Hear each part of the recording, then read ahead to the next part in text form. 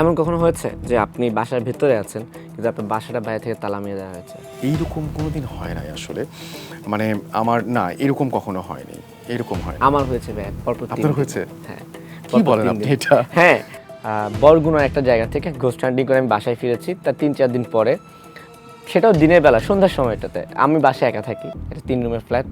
আমি বাসায় অফিস থেকে গেলাম, গিয়ে দরজা বন্ধ করে আমি হচ্ছে শুয়ে শুয়ে মোবাইল টিপতেছি।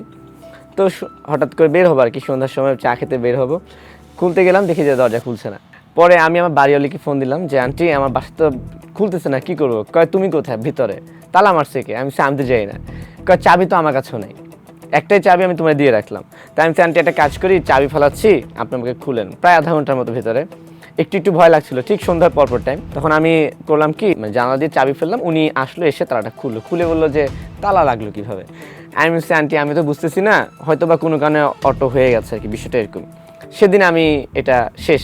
পরের দিনও সেম, আমার সকালে ডিউটি ছিল, আমি 5:30টার দিকে বাসায় গেলাম, গিয়ে একইভাবে গিয়ে যখন আপনার মোবাইল টিপতেছি, হঠাৎ করে আমি আবার চা খেতে বের হব, আবার দেখি যে আবার তালা মারা। তৃতীয় দিন যখন ঘটনার সেম একই টাইমে একই ঘটনা ঘটলো, তখন আমি ভয় পেয়ে যাই। তারপর আমি করছি সাথে সাথে ফেসবুকে লাইভে চলে আসছি। আমি বললাম যে গত 2 দিন যাবত আমার বাসায় এই হচ্ছিল, আমি আমার কলিগদেরকে বলছি, কেউ বিশ্বাস করে না, এই দেখেন আমার বাসায় তালা মারা, আমি এখন চাবিটা ফালাবো এবং আমার বাড়িওয়ালি এসে আমাকে বের করবে। হ্যাঁ, পরে বাড়িওয়ালি আসলো, এসে আবার উদ্ধার করলো। পড়ার পরে আমি বললাম যে আন্টি এখন আমাকে মনে হচ্ছে ব্যাপারটা সিরিয়াস, আপনি মিস্ত্রি দেখেন আর আমি একটু হুজুর ডেকে ঘরটা বন্ধ করাই, আমার কাছে মনে হচ্ছে কিছু একটা ঝামেলা, এবং একই সময় একই টাইমে। পরে হুজুর ডেকে এনে আমি পুরো বাসাটা আপনার কি বন্ধ করিয়েছি। আরেকটা বিষয় শেয়ার করি, আপনি শুরুতে একটা গল্প বলছিলেন না, যে একটা লোক এসে আপনাকে দেখে বলে দিচ্ছিল যে ভাই ওই ভূতের গলির এই গল্পটা মনে হতো আপনি বলবেন, হ্যান তেন ব্লা ব্লা। আপনার কাছে কি মনে হয় যে মানুষের পক্ষে অ্যাডভান্স ভবিষ্যৎ সম্পর্কে কিছু বলা সম্ভব?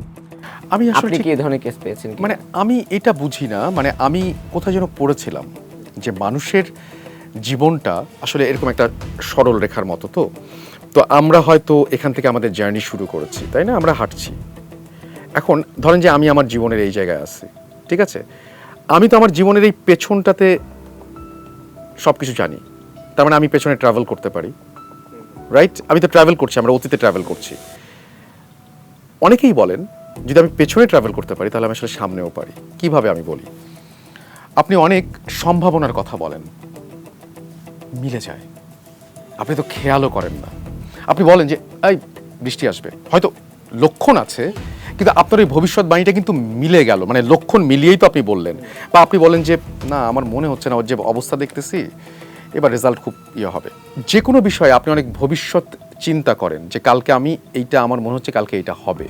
অনেক সময় হয়তো কোনো আলামত ছাড়াও আপনি বলে ফেলেন, যার জন্য অনেকে বিশ্বাস করে যে হয়তো আমরা ঠিক যেভাবে পেছনে ট্রাভেল করতে পারি, হয়তো আমরা সামনের দিকেও ট্রাভেল করতে পারি।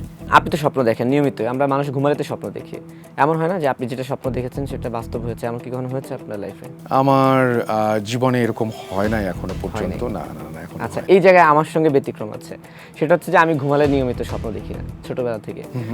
আমি 3 মাস 4 মাস 5 মাস পরে দেখা যায় পুরো রাতই আমি অনেক স্বপ্ন দেখি, এবং আগামী 3 মাস 4 মাস আমার সঙ্গে কি ঘটবে সেই ভবিষ্যৎবাণী আমি পেয়ে যাই। কে মারা যাবে বা হয়তোবা এটা তো ভয়ঙ্কর। ব্যক্তিটা, হ্যাঁ ব্যক্তিটা স্পষ্টভাবে জানতে পারি না, কিন্তু আমি জানতে পারি যে পেরে যাই যে ধরুন আগামী কয়েকদিনের মধ্যে আমার কিছু আত্মীয়স্বজন মারা যাবে। এরকম অনেক ঘটনা আমি জেনে যাই, মানে আমি উল্টা ট্রমাটাইজ হয়ে যেতাম। এরপর থেকে হুজুরকে বলে টলে, হুজুর কিছু দোয়া টোয়া দিল, ওরপর থেকে আমি আমার স্বপ্ন দেখাটা বন্ধ করেছি। তাও এখনো মাঝে মধ্যে দেখি, কিন্তু ওই স্বপ্নটা আমার কাছে একটা হচ্ছে কি বলবো এটাকে, ওয়ান কাইন্ড অফ আতঙ্ক। এরকম আমার সাথে এবং আমি আমি আমি একটা কোশ্চেন না করে পারলাম না। তার মানে তো এটা হচ্ছে যখন ওই সত্যি ঘটনাটা ঘটে তখন নিশ্চয়ই আপনার মধ্যে এক ধরনের, কখন এরকম হচ্ছে আপনার এক ধরনের গিল্টি ফিলিং হয়?